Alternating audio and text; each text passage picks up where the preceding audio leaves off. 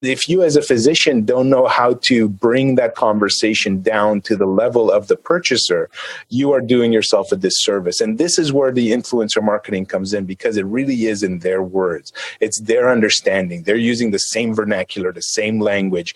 The reviewer, the influencer, was going to be another mother of two that's got to go to soccer practice, and she just happens to have a YouTube channel, and she's going to talk to that mother in a way that you will not be able to. It'll be absolutely impossible for you to connect on the same level. Practice perfect. Actionable business information to take your medical practice to the next level. Now, your host, Nick Dumitru. Welcome back to another episode of Practice Perfect. Today, we're going to talk about influencer marketing. If you're not aware of what influencer marketing is, don't worry about it. I've got probably the foremost expert on the planet on influencer marketing. His name is Joe Sinkwitz. He is a serial entrepreneur, the CEO and founder of Intellifluence, the largest social influencer platform on the planet. They've got the most users of anybody online. He's also the author of The Ultimate Guide to Using Influencer Marketing. His name is Joe Sinkwitz. Welcome, Joe. Hello, Nick.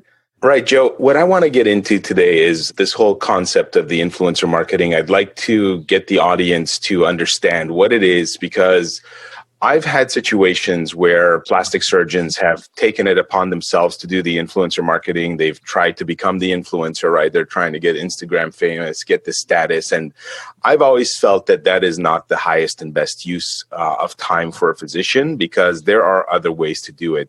So before we get into the nitty gritty of that and how it can be leveraged, I think you're the best person I know to start introducing people to what influencer marketing is if they're not aware of it. So what is an influencer and what is the marketing around that? Talk to us a little bit about it.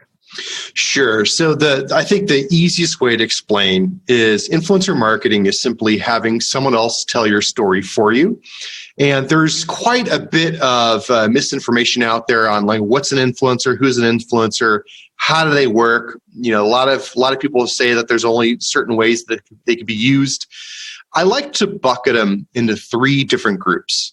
So we have aspirational influence, authoritative influence, and peer influence. For aspirational influence, that's your general celebrity. That's the Kim Kardashians of the world. Authoritative would be within the realm of plastic surgery, perhaps. Maybe someone that's board certified, they're overseeing physicians, maybe they're overseeing and approving specific medical devices that could be used, someone with a lot of credibility. And the peer would be anyone that could potentially recommend a service. It's your neighbor. It's the person down the street that went through a similar issue. So we can kind of start there with how different types of influence is used based on like what psychological trigger you're looking at. So from a plastic surgeon example, I don't think it makes a lot of sense for a surgeon to spend a ton of time trying to become Instagram famous, as you say. It would make way more sense for them to take that time and effort and resources, frankly, and devote it in such a way where they might work with a localized celebrity or maybe a newscaster, someone that's somewhat famous, somewhat known in the media, and provide services, either shared services or supremely discounted services in exchange for just, media mentions and explaining what they're doing.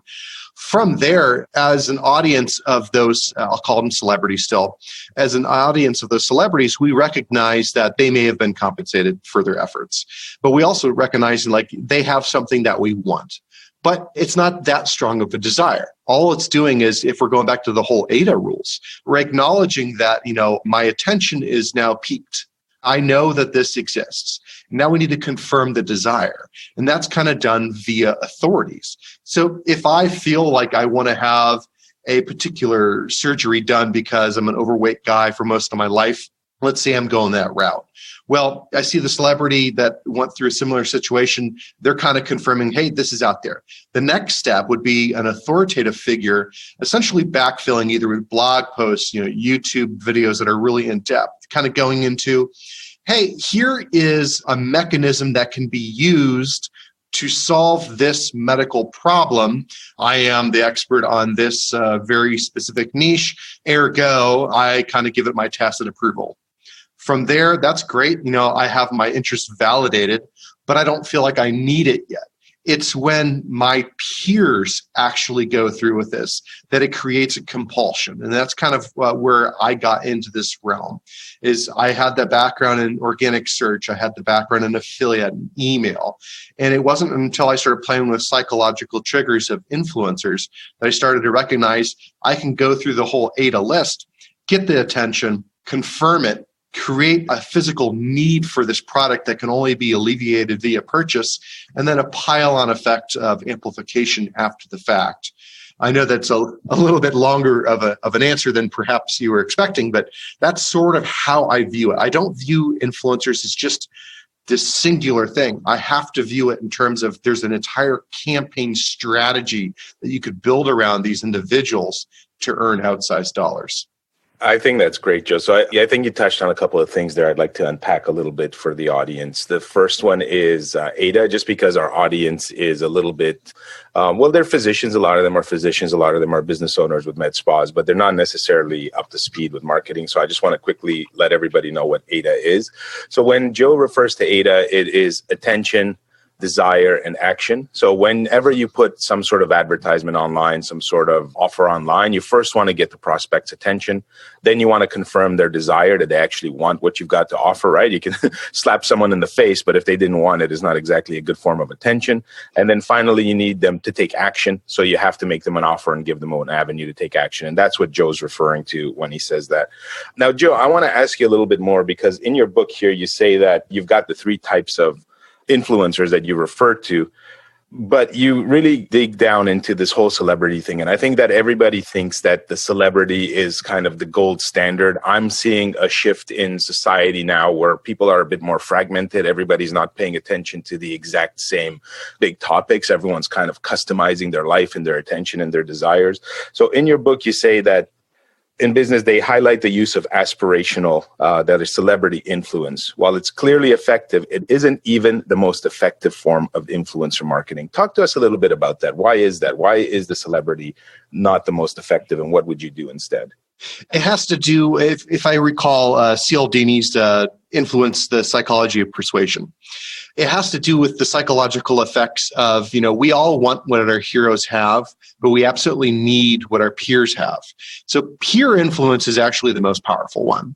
And it's just a recognition that when you're looking at similarities between, who does what, who has what, we have more in common with our peers.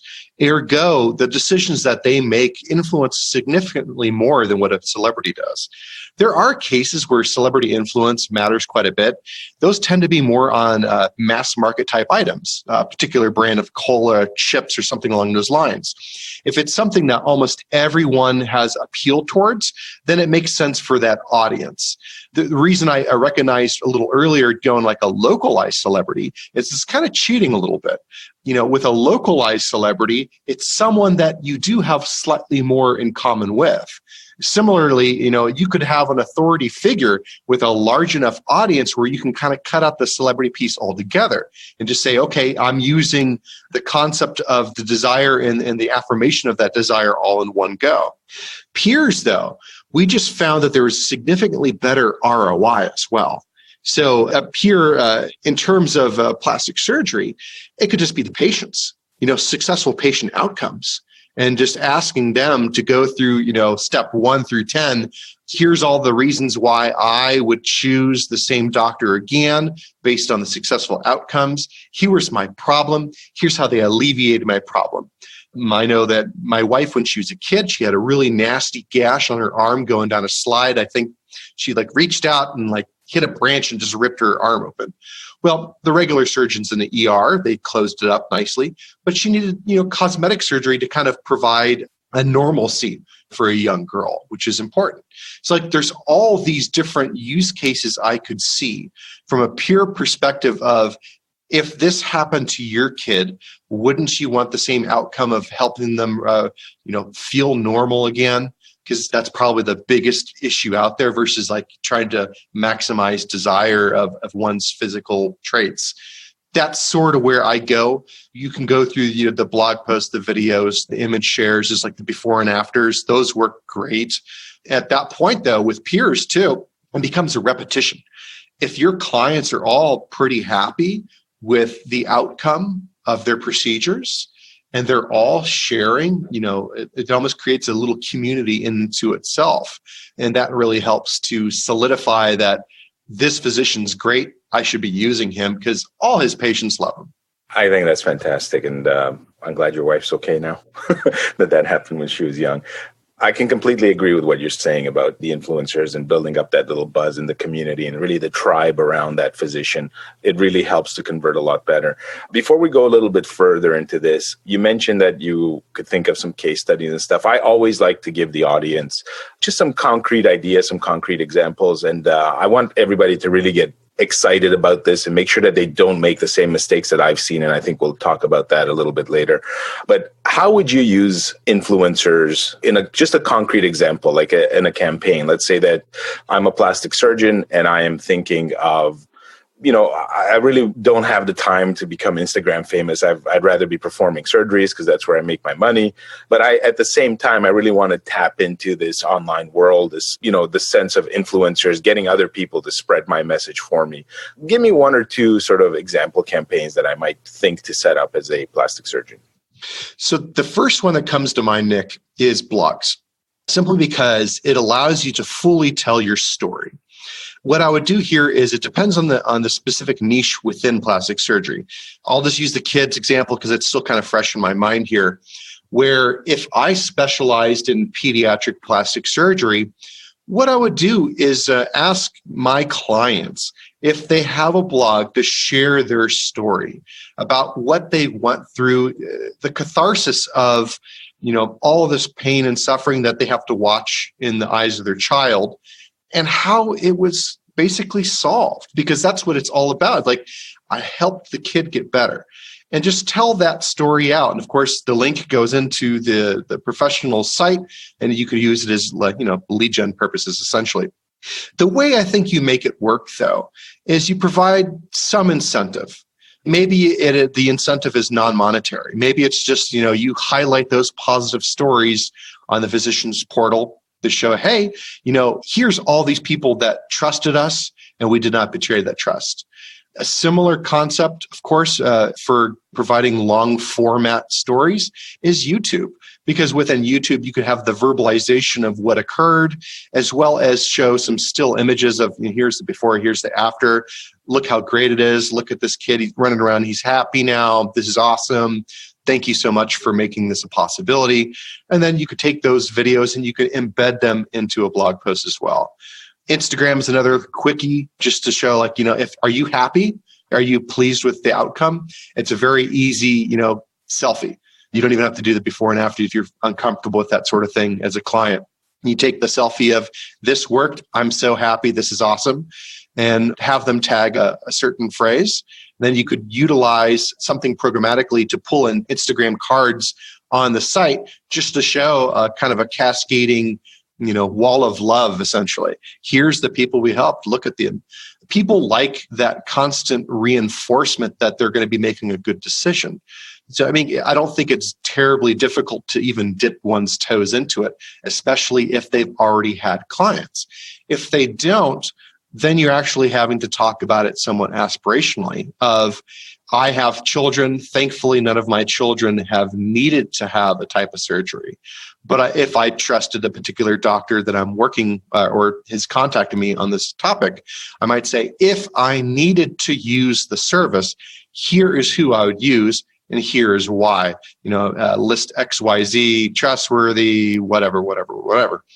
Those elements can be separated out, of course. If you're working with a very small client base or a non-existent one, you want to grow the market, you can use that aspirational type storyline in conjunction with, using existing client base for already live stories. And it's one of those flywheels that can go on for essentially forever. I think that's great. And you've touched on a few very important topics. I want to try to expand on those just a little bit for people. So what Joe's talking about here is sometimes in marketing, we'll refer to it as parasite marketing, but I don't like that term because it can have some negative connotations in terms of how it's done. So I prefer to look at it more as symbiotic marketing. And what Joe's referring to here is really you getting access to other people's audiences, right? These influencers, people that have blogs, that have Instagram channels, that have YouTube channels, they are cultivating an audience. They're cultivating the type of people that want to listen to them, pay attention to them. And then as a marketer, as a physician, you want to try to reach these audiences. And you can do it in several ways. One of them would be to, optimize your website to try to get search traffic. Another might be to go and pay for Facebook ads and Google ads and try to capture them that way. But it really doesn't tap into that second layer of psychology that Joe's influencer marketing does, which is essentially giving you that peer recommendation or giving you that authority recommendation from someone that's built an audience and has already done the connection for you, right? So we take this endorsement and it's passed on, right? The trust that the influencer has for you or seemingly has for you on their posts is now transferred to you, and then you get access to that audience. And I think that that's a very important component that is a lot harder to do with advertising. The reason that I like influencer marketing and why we're really delving into it is because of that second layer of psychology, the fact that you can gain trust a lot faster than you could with traditional advertising or waiting for people to discover you on your own platform like your website or your own Facebook page. And I think that that's hugely important. Now, one of the mistakes that I see a lot of the times is when physicians have done deals with quote unquote influencers, right? Because everybody, I say quote unquote, because they have different degrees of authority and more importantly, the audience. And what Joe's just said here is he touched on blog posts, which is web. He touched on Instagram, which is social media, and he touched on YouTube, which is video. So Joe, in your book here, you say that what you want to do is really find out where your potential customer is spending time online, who influences them, what their focus should be, and when in doubt, test. Talk to us a little bit about that, because one of the biggest mistakes I see that physicians make is they'll do a deal with an influencer, but that influencer's audience is like in India or, in a totally unrelated city. And we've really got a geographic reach to plastic surgeons. So talk to us a little bit about that, about finding the right audience and the people that influence them. Certainly. So I think geography is the most obvious example that you hit there. Like if you're going to be influencing on a localized level, especially, you need to understand where that particular influencer is going to be based. That's an easy one. In terms of figuring out which network to focus on, it comes back to like a buyer persona. You're needing to look into your own data. What's the gender? What's the age? Is there a socioeconomic breakdown that you're aware of? Do you already know various interests that they have that you can kind of piggyback on top of? Just understanding those light variables can help you determine what type of material do you have to put in front of this individual for them to make a decision. If it's a very young audience, it might be sufficient to be on TikTok and Instagram as a mechanism for education. That might be sufficient. If it's an older audience, they're probably going to want to do a little bit more research because, hey, we're older people. We know that you don't want something flashy. You want to make sure it's going to work. So that's where something like a blog post or the deep YouTube videos come into play, just showing, all right, here's all the steps. Here's all the issues. Here's all the results. From there, absolutely, you're going to need to be testing. Now, some networks are going to be inherently better than others. Does it make sense to be pushing hard on LinkedIn? Maybe, maybe not. I don't know. I've not actually tested this specifically within the plastic surgery market, but that's one of those concepts. Is if the audience that you're going after is somehow some sort of like professional level plastic surgery, then perhaps. Does it make sense to be on Pinterest? My inclination is going to say possibly, only because it's very image based and you could do a quick and easy before after, but I'm not entirely certain. Pinterest, in my head at least, seems to be a little bit more towards the outcome. The recipes of the world, things that you want, the bookmarking, versus Instagram's a little bit more towards the lifestyle of what's occurring than Pinterest is. So I would think that might be a little bit better just off the top of my head. However, the only way to fully know would be to try to even take the same influencer that might have a decent following on both channels and run an offer simultaneously. What did their audience actually think? Did they care? Was there more commenting engagement and likes and all that stuff that occurs on Instagram versus, number of pins that occur on Pinterest. That's where I really get to.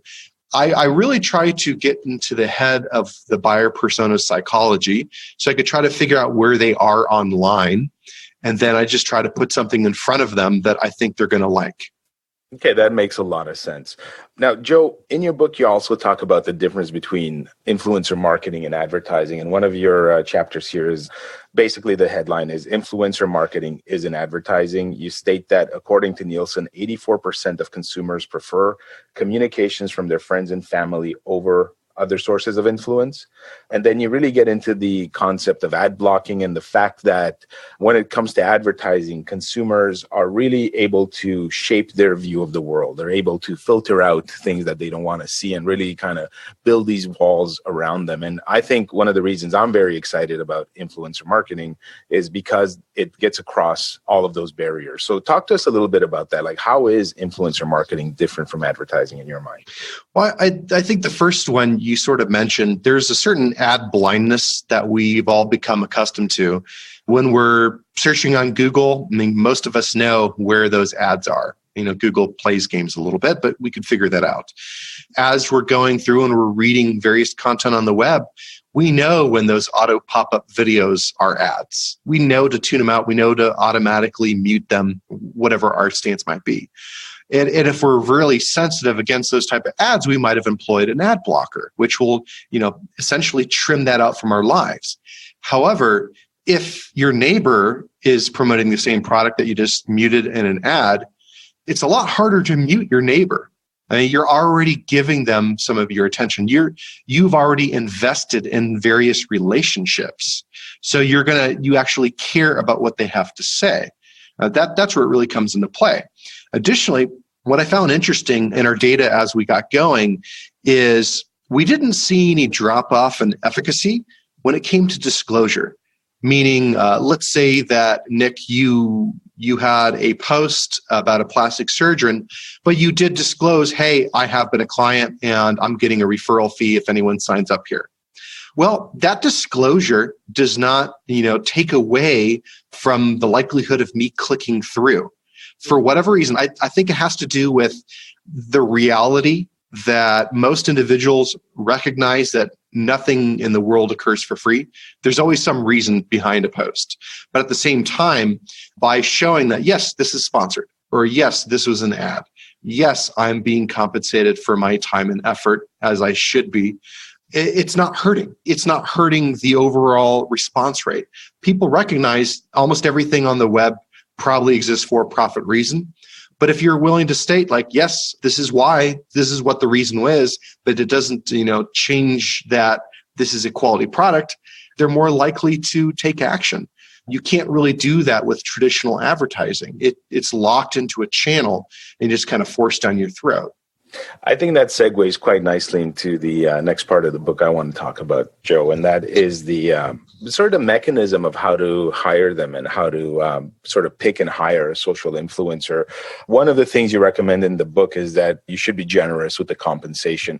I'd like to touch on that a little bit, just because I think from what I've seen with physicians, the only experience they typically have is either with a PR firm or they get approached. So we see that a lot as well. Like, we'll get an influencer that approaches a physician and makes a pitch, and then they end up spending a pile of money and getting very little results back in terms of, like you said, the efficacy of it. And that's only because this was not an influencer that had an appropriate audience. I think like what you touched upon with the audience selection, that's the first category. But also I find that the physicians just don't know how to value the exposure. They don't know how to do this deal. So can you talk to us a little bit about the type of compensation that's available, what sort of deals you see happening, what's worked best, and just sort of bring people along into how to start thinking about a value exchange in terms of hiring somebody?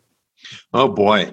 Well, it's fairly complicated. You're correct where you have to make sure that you've identified the right people first. That's first and foremost. That's the only thing that really matters. When it comes to the compensation, all I'm really talking about is to not lowball. If you found individuals that correctly identify either your target audience or have the ability to be in front of your target audience, pay them. In terms of the actual compensation, I've seen it vary significantly based on the product and service. What I notice doesn't work too well is when it's just a pure commission basis, where, especially if it's a professional influencer, this is something that they do for their livelihood. When you reach out to such an individual and say, hey, go do all this work and I'll give you 8% of sales, they don't have necessarily that guarantee that everything is going to turn out okay. In the back of their head, the web is unfortunately a little bit unsavory at times, where there's no control over fraud. They want to make sure they get paid. What tends to work best, even if you want to be primarily commission-based, is some upfront payment or just a guarantee payment, like here's the minimum you're going to get, and here is how high that ceiling could go based on actions and activities. Within the plastic surgery market, maybe there's also some aftercare products. For that case, you might be able to provide the product as the sole compensation if the people that you're giving the product to are those that actually need and want that type of product.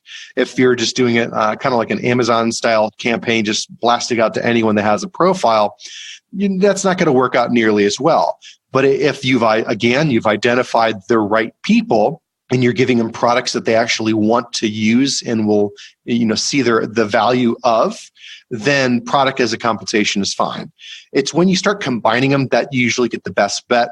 My favorite campaigns that I see will involve some sort of product, a guaranteed minimum of cash, and then a sweetener. That sweetener is, hey, if you keep promoting this over time, here's your commissional percentage that you might receive, because then it invests that influencer that much more. The best outcomes always occur when both incentives are aligned. The incentive for the physician is to get more clients and better clients. The incentive for the influencers to maximize their income for the time that they spend on this. So if you're able to cultivate and create an offer that allows for both of those KPIs to be hit, then you're going to win. I think that's fantastic. With plastic surgery, there's in some states, in some parts of the world, there's some issues with offering percentages. So I like the idea of giving out these sweeteners, these bonus products. I want to just bring that down concretely for you guys listening right now and just give you an example. So what Joe has touched on here is, let's say that you are a plastic surgeon and you're doing cool sculpting or you're doing breast augmentation, whatever it might be. You offer that influencer, for example, you could do the surgery comped and you could also pay a little bit for promotion, or you could just do a straight surgical exchange where you do the breast augmentation. If you've got cool sculpting, you could offer this cool sculpting for free. Let them have a session or two, let them get some results. Let's say you do the abdomen. You let them get the results, you do the full course of treatment, but in exchange for them continuing to promote you, you could do, for example, a maintenance treatment, or you could do a secondary area of the body. Maybe she wants the flanks or the arms or the chin or whatever it might be. And you could really do an ongoing deal like that. The great part about this exchange, the barter style system, is that you are getting basically full tilt for advertising. So if that person wanted to charge you, let's say $10,000 to promote you on their channels, right? It might cost you $2,000 or $3,000 in services, right? So if you're cool sculpting, you've got some consumables, or maybe you've got a laser machine even better and you've got no consumables, you could purchase that $10,000 in advertising for next to no payment. Right? Because then it's just essentially your staff's time to administer the treatment. Maybe you're paying them $40, $50 an hour. The treatment takes an hour. It costs you $50, $60, $100 if you're more generous. And then the consumable, if it's laser, you may not have some. If it's cool sculpting, you've got your credits you've got to pay for. So then again, you're paying a few $100s there. And then you've got yourself essentially a full advertising promotion deal for the cost of your consumables and your internal costs, which is a fraction of what it would cost you to purchase that outright. Now, what Joe's also suggesting is that you give the person some money because you want them to be pushing this as hard as possible, right? So you want to also make it worth their time to come in, because some people, this is their livelihood, this is their living. And as much as they might love the cool sculpting, they can't really take the cool sculpting and pay for their rent, right? Like the landlord's just not going to accept that. So you also want to try to compensate them a bit financially as well, keeping that into account, because then the motivation level goes off the chart. So that's just one example of what you could do. Now, Joe, in your book, the next point you touch on after being generous and this compensation, and thank you very much for unpacking that for everybody and really giving that the different options, because I think physicians generally are just used to paying money, right? Like they're just used to paying out cash and they don't necessarily think about these alternative ways of doing deals. So I think that that's fantastic. Now, I want to touch on the other side of that value exchange. Now, this influencer has gotten something. She's gotten something for free. She's gotten some ongoing care. Like you said, aftercare products. She may have been given creams and products to use, and she's doing the promotion. But one of the things that you mentioned is really this concept of leveraging that content and reusing it. And I think that that's something where the doctors, they kind of look at the one-off deal and they got promoted, but then they don't think of how to reuse and repurpose that content. So can you talk to us a little bit about that? What have you seen? How is content being reused? How is that value being leveraged by the person purchasing the influence? Certainly, Nick. So I think that the easiest way to start is to think about the long format video again. So you already know that it's a video that exists on YouTube. Well, what else comes with that? You could take that long video and create short snippets of video that you might be able to put on Facebook for Facebook Live. You could take them and throw them into Instagram stories for short format videos. You could take still imagery of that and put it into Instagram, into Pinterest. You could take the transcription and turn it into a blog post on your site, and then take that video that exists on YouTube, embed it within the blog post so that people coming to the blog are incrementally driving up the video views as well. There's just this way of taking content and slicing and dicing into multiple ways. If it was a really great piece of work, you could take it and use that content in your ads. If it worked really great on Facebook organic, might as well, promote that as a post. If you're having success with a type of traffic that's coming in, you could start embedding those little pieces, again, like the Instagram card. If you had success with that Instagram campaign, you could take some of those cards and embed them on the site for when referral traffic comes in via Instagram, because then you're playing another little psychological trigger of just like me, where someone's already in the frame of mind coming from Instagram. They go to your site, they see something else that is showing that Instagram is a part of your strategy. It just creates another little additional connection. It's just finding commonality in the user. So there's that many ways to do it. And I'm just touching the surface here. You can get it into podcast if it made sense. You could get the really high-performing blog posts over into Reddit communities that are related to what you're doing. You can get them all over the world. I don't think there's any shortage of how you could slice and dice. I agree. I think at that point, it becomes really an issue of creativity for their marketing company. And what Joe's talking about here, guys, is this concept of curation, the fact that you can take a piece of content and then make additional content. And I can tell you that, if you've got someone that created a great video for you, you could take, like he said, screenshots of that video and quotes, and then really write your own article about it, right? Like a thank you post. Hey, thanks to Joanne that just reviewed us on her YouTube channel. Here's the channel, and you're kind of cross promoting. So she feels good that she's getting promoted by you to your audience. But at the same time, you are now creating content on your blog. You're able to capture additional search traffic on the back of that, right? You're able to really use that psychology to show people that there are others out there using your services and happy with your services.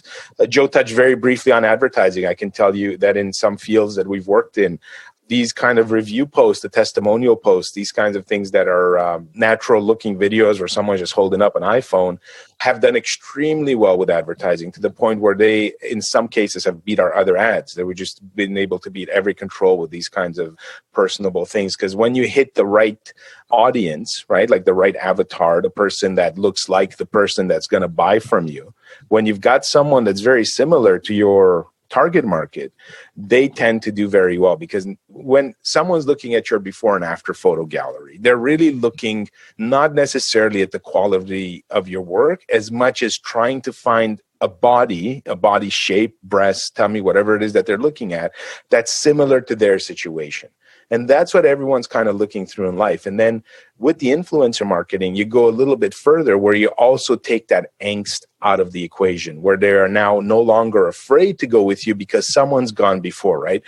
And this is just an ingrained piece of the way our brain works, right? Like if you see someone taking a step somewhere and they didn't sink, they didn't get attacked by a cougar or something, and no rock fell on them, then you're probably okay to go, right? But if you're the first one, you'll be a little more careful. You're going to look up, are rocks falling? Is there any kind of dangerous animal? Is this quicksand, right? And the people that came second tended to survive, right? So the ones that went first, they're pretty much not around anymore because they took the danger. Then the second person, oh, okay, I got to walk around that bit of quicksand to survive.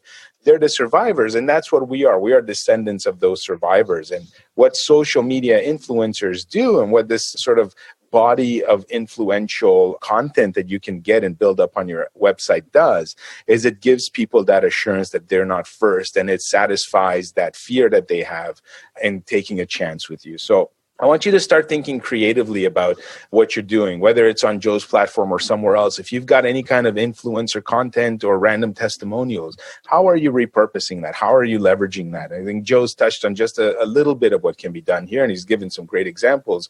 But go back to your web team, go back to your marketing team, your in-house staff, and just figure out how can you take that content and really get the most value out of it. Because at that point, you're then leveraging what you're paying out, right? With an ad, you pay it out, and then the ad is pretty much done, and you don't get to reuse that content in any way, except maybe if you can, like on Facebook, you've got a few comments that you can maybe try to take screenshots of or something on the actual ad. But generally speaking, it's one and done. Whereas with social media influencers, it can really live on for a long, long time.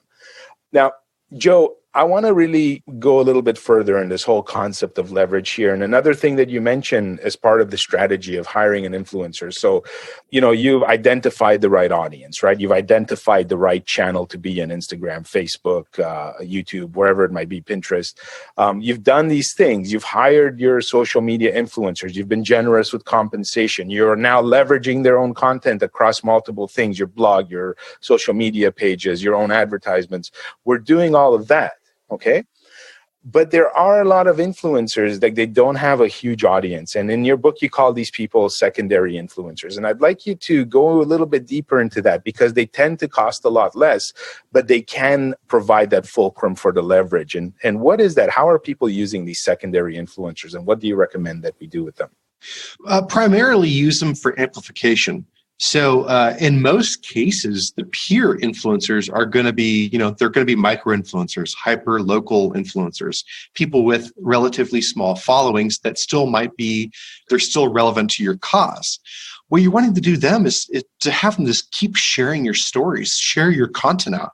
If you're focusing on like the Toronto area, because I know that you're up in the frigid cold of Canada, if they're just focusing on that market and they've identified a whole bunch of people, maybe they can't afford, as a physician, to be giving out $1,000 worth of stuff to a person that might only have 100 followers, but all the 100 followers are in Toronto and the person's in Toronto. Well, okay, could that physician afford to spend $20 a week for that influencer to just share out the doctor's blog posts and videos that go live? That's all it is. It's just a matter of continually hitting your audience with people that are also in your audience. And for there, it's just that repetition, that wolf pack mentality that could build up when you apply peer influence to a large degree. I like to think of the concept of 7 touches, where I want to have as many as 7 different ways that a prospective brand might find my service and sign up for it. Maybe they get an email, they see an ad for it, they have an organic listing that they see in Facebook, they come across an influencer that used it and tagged my service, et cetera, et cetera, et cetera.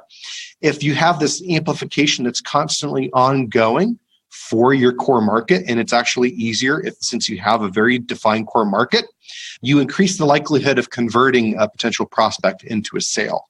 That's how I'd use them. I'd use them primarily for small amounts of cash in exchange for constant amplification. Very nice. I think that's a key concept a lot of people just don't even think through. And we're going to get into your platform a little bit next, I think. And for everybody listening, Joe talked about disclosure. Just full disclosure, guys, we're not getting any sort of kickback. We don't have a compensation structure. The link that you'll find on the show notes will be a straight link to Joe's website. But we're really doing this interview because I love to bring cutting edge concepts, things that will give you an edge over your competitors. And I really believe that this platform is one of those things, because as we used it, it became a lot easier than the old manual way of doing it.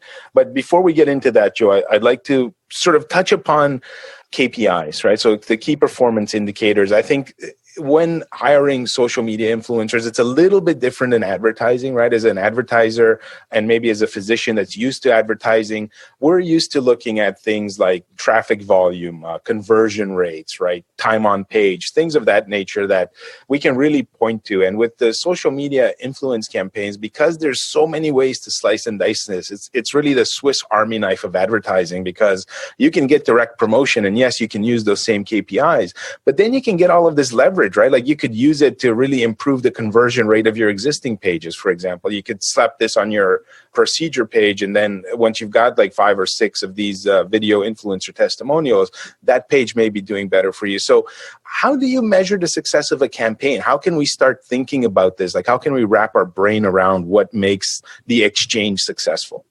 I think it depends upon what point in the campaign you are, right? So different types of content you're creating might have a different KPI.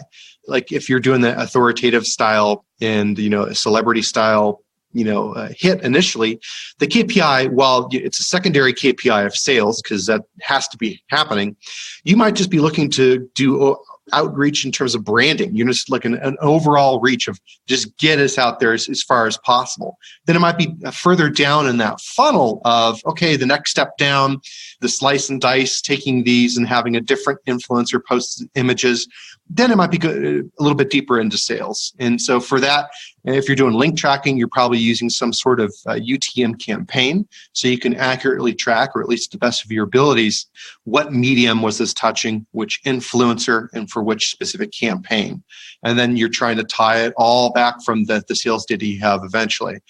On the amplification side of things, your KPI might just be how much did you move the previous level's KPI. If you're at a certain sales amount for influencer posts that already exist and you have data on, and you leverage some amplification on top of that, did that move that original needle or not? And so then it's just tying different steps of the funnel all the way back. And of course, you're dealing with multiple mediums. You're talking about omni-channel, which is the holy grail of marketing that no one's cracked yet. So we're all sort of hoping we get there. But so long as you have accurate link tracking set up, maybe you're using coupon codes in a smart way that you could try to at least tie it back to the original influencer and the time frame in which the initial campaign took place, you can tie it all through. You could be using custom coded 1-800 numbers in the United States, at least, so that you're able to try to tie activity back to a campaign. And so you could see like, hey, I got a phone call from a piece that we did a year ago that you just kind of forgot about, but it was a decent YouTube video. Someone interacted with it, call the number in there. And so there's a lot of ways you go about the tracking. I like to try to combine multiple methods if possible. I don't use the phone number stuff as much, but I do like to use UTM campaigns wherever I can, and then coupon codes that were designed to be given out to an audience, simply because I know that coupon codes are going to leak out and people will be using them that maybe had nothing to do with the campaign. But ultimately, because I like sales, that doesn't bother me. But if I'm able to also use a decent UTM tracking to determine, where the individual did come in and what touch points they had along the way, then, I at least have some good data to go off of for when I start doing my post-mortem to decide what are the next steps, how do I recreate, how do I iterate and get better. I think that's fantastic. I just want to kind of expand on that a little bit for the audience, because you touched on some important things there. So the first concept is this idea of evergreen. So when you pay for an advertisement, like I said, it's pretty much a one and done. The platform is there to, it's like the traffic store. You go there, you buy some traffic. Once you're done buying, the transaction is done and your traffic goes away. So that's what happens with traditional advertising, which is fine. It works great. It's got its place. But what Joe just touched upon here is really this idea that the campaign lives on. It lives on past this transactional point. Right? A YouTube video, a blog post, if you've done the right kind of deal with that influencer, and it should be the right kind of deal to kind of live on forever, and they kind of want their content to be out there forever. They never want to reduce their volume of content. what happens is that promotion, that deal that you just did, really lives on for years. And plastic surgeons really need to take this look into the future and take the long-term perspective on their practice, because it's not something that you're doing overnight, right? Like you went to med school, you got into this, now you're a physician, you're going to be in this practice for 30, 40 years, possibly, maybe longer. I've seen some guys that are well into their 70s that are still operating. So you're going to be at it for a long time, and you want your promotion out there a long time as well, because the moving parade of life is constantly going on. And as these people start to engage in their own discovery activities, new people will find you with the same promotion. Whereas your advertising may have been gone, this kind of evergreen content is really, you look at it as a long-term investment, and the more of it that you can do, the better it will be for you, because the discovery activities that people engage in will always bring them back there, right? Like nobody reinvents the wheel here. Everybody comes online, they're born, they get to be to the age of majority, they can start to make their own decisions, and then they start dealing with the exact same issues that their great-grandparents are dealing with, right? It might be packing on weight around the gut, maybe breasts are too small, whatever it might be, they're dealing with that. And then they go online and try to find you. And being out there constantly will really give you this sort of steady flow of customers that you're after, of patients. Now, the other thing that Joe touched on was really the idea of tracking. You want to make sure that you know where things are coming from. And he said UTM, that's a term that you can use in your analytics to kind of go in and capture things from links, but also the tracking phone numbers. And they're not just like the toll-free yes in North America, Canada, US, but even if you're like, we've got clients in Sweden, clients in Australia, they have phones, and there are services out there that will give you a phone number that you can use for tracking. So again, that's very important for you to keep in mind. Now, Joe, the next thing I want to talk about here before we get into the platform, and I think this will be a good way to start talking about the platform, because for me, this was always the biggest challenge. And I know that physicians have this concern as well. And that's really the fact that you've only got so many hours in the day and so much staff to help you out. And I'm always looking for ways for doctors to try to leverage their time, to try to make things easier for their staff, for people working in their practice. And for me, one of the biggest benefits of Intellifluence was the fact that it saved us time. It finally, for the first time ever, because we've been doing this for years, it gave us a way to really manage these, like I look at it like herding cats. A lot of these social media influencers, some of them are not that paying attention, right? Because some of them have delusions of grandeur. Some of them are just distracted. And your platform really gave us that ability to zero in on this and leverage the platform to give people back their time. So one of the concerns I know that they're going to have is, how much time does it take? Like, how much effort and time is it going to take? The money they can come up with, but what about this idea of time? Like, how is it to manage these kinds of campaigns? It could be actually pretty time intensive. I mean, there's no getting around that. Whenever you're designing any sort of marketing campaign, there's shortcuts you could try to take. If you already know some of the information in regards to the geography, the categories of interest, the type of activities that the people are already into, you can jump right in. Now, I mean, our platform, obviously, I love it. I'm the CEO of Intellifluence, so I'm going to pimp my product as much as possible. There's a lot of platforms out there. And the reason they exist is because they're trying to cultivate a group of people and kind of section them off and apply filters that you could search on. And so you're able to directly interact and get started right away. I think you can, spend a couple hours and create a campaign and kind of let it run. Now, that's just on like a single type of content, though. I think you should always devote at least a few hours afterwards to try to think through, all right, I'm pleased with how the first step of the campaign took place. I'm pleased with this. How do I make this even better? How do I make it better? What's the next step? Do I go back to the same medium and get more people? Do I take this medium and use it elsewhere? So that's where it gets complicated. Obviously, we offer managed services just because it is a complicated manner. Like most agencies, our clients, they'll just come to us and say, you do this, here's what we're trying to accomplish, here's what our clients are willing to do, we'll deal with the client and we'll deal with you. That works great. As an individual physician, you might run into roadblocks. So I'd say you're probably going to want to maybe test something simple out on your own, so you have a good understanding, and then work with an agency you trust to try to run a really complicated campaign to maximize your sales. Okay, I think, well, I didn't even know you guys doing managed services now, so that's pretty cool. So Joe, tell us a little bit about Intellifluence. I'd like to give you the opportunity to talk about the platform, talk about the company, and just give everyone a little bit of insight of what they should be doing on there and how it helps. Sure thing. So Intellifluence is currently the largest warm contact influencer network. What that means is that every influencer that we have in our system physically signed up to work there. We did this because we ran into a problem years and years ago. We are digital marketers. I've been in digital marketing for over 20 years, ran into situations where I might receive a cold email database of people that might work. But I spent a lot of time going back and forth trying to assess if the individual even does this work. Do they know they're in this list? I had a lot of angry replies. So I wanted to create something that a brand could join and they immediately already know, yes, that person wants to do reviews. Yes, this person, they self-categorized who they are, what they do, what they're interested in, as well as what they believe their minimum compensation should be. So it takes a lot of guesswork out of trying to navigate the wily world of influencers. You could absolutely do this manually. We just try to take as many of those manual steps as possible and make them irrelevant. So an interested brand could just get off to the races and save as much time as possible. It is a SaaS platform, meaning that everything is doable by yourself.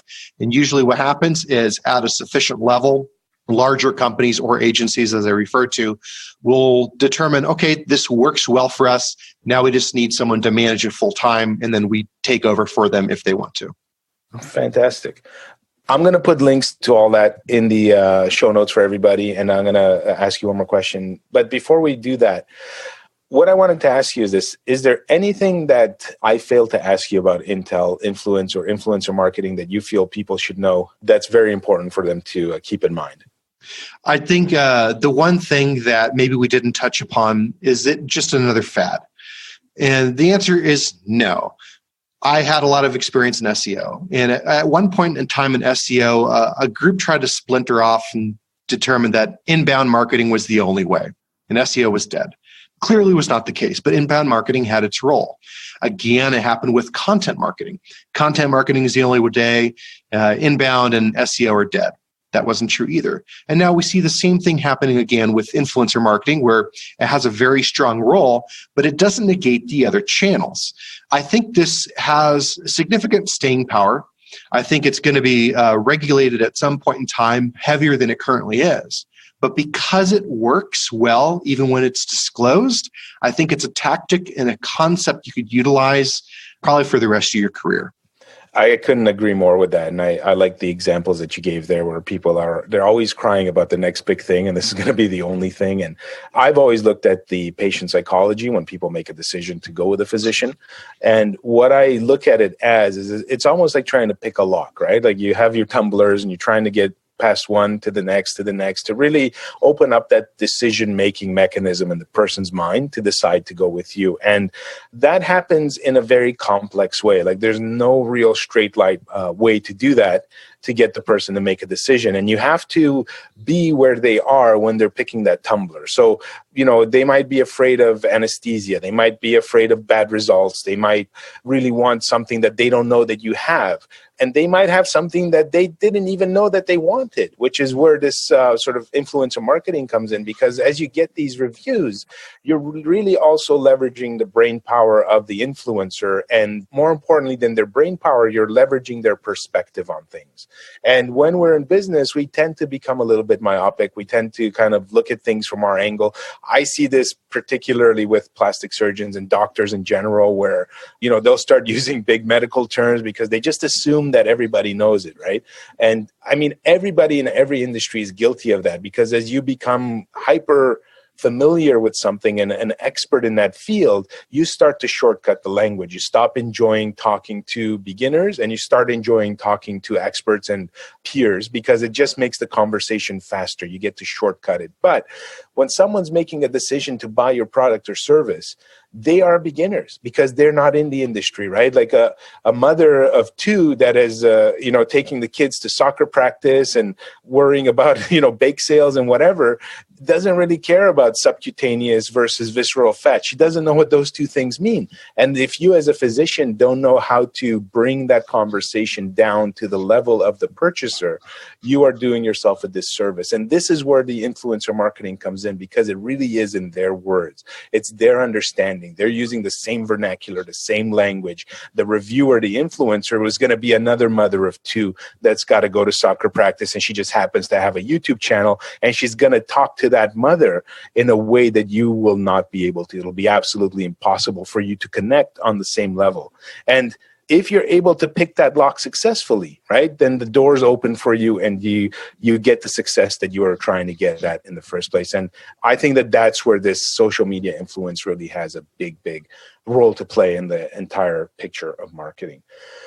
Joe, how can people get in touch with you if people want to ask you questions, learn more about you, or the platform or your book? Where can they do all of that? Sure. So Intellifluence.com has links to just about everything. If they want to reach out to me personally, I answer all my own emails. It's joe@Intellifluence.com. And they can usually find me on Twitter. It's CYGNUSSEO. Awesome. And I'm going to put all of those links in the show notes. If you guys need those, you can go to thinkbasis.com, or if you're listening to this on iTunes or Google, you should be able to just open up the description. It's going to be a long description. This will be closer to the bottom just because we do the full transcript. But if you scroll down there, you should have the full links to get in touch with Joe, and I'll make sure I grab all that data and have it in there for you guys.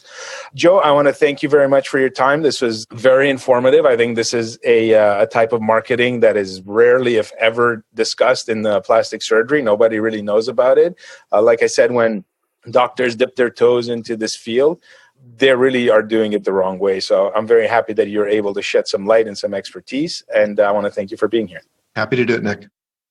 Thanks for listening to Practice Perfect. I hope this episode's given you a lot to think about. I hope you've got actionable ideas that you can take back to your practice and go back and make changes, make improvements, and take it to the next level.